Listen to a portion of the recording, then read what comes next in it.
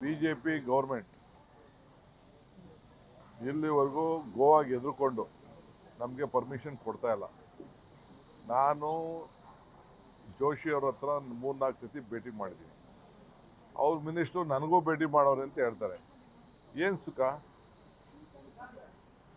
ಸುಖ ಅಂತ ಏನು ಅವರು ಆಯ್ತಪ್ಪ, ಬಿ ಜೆ ಪಿ ಇಷ್ಟು ಜನ ಎಂ ಪಿಗಳು ಇದ್ಕೊಂಡು what is their contribution to Karnataka on irrigation front? ಇಲ್ಲ, ಕೃಷ್ಣ ವಾಟರ್ದು ಇಲ್ಲ, ಮಾದಾಯಿದು ಇಲ್ಲ. ಈಗ ನಾವು ಬೇಕಾದಷ್ಟು ತಂದಿದ್ದೀವಿ. ಸುಪ್ರೀಂ ಕೋರ್ಟ್ ಅವರು ಪಾಪ ಜಜ್ಮೆಂಟ್ ಕೊಟ್ಟಿದ್ದಾರೆ, ನೀವೇ ಇದು CWC ತೀರ್ಮಾನ ಮಾಡ್ಕೊಡಿ ಅಂತ ಅಂದ್ಬಿಟ್ಟು. ನಾವಲ್ಲಿ ಈಗಾಗಲೇ ಆಫೀಸ್ ಓಪನ್ ಮಾಡಿಸಿದ್ದೀನಿ.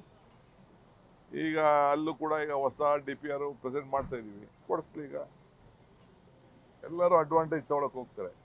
ನಿಮ್ಮ ಕಾಂಟ್ರಿಬ್ಯೂಷನ್ ಏನು ಹೇಳಿ? ಅವ್ರಿಗೆ ದುಡ್ಡು ಕೊಡಿಸಿದ್ದೀರಾ? ಮಾತಾಡೋದ ಪ್ರಕಾರ ಮಾಡಿದ್ದೀರಾ?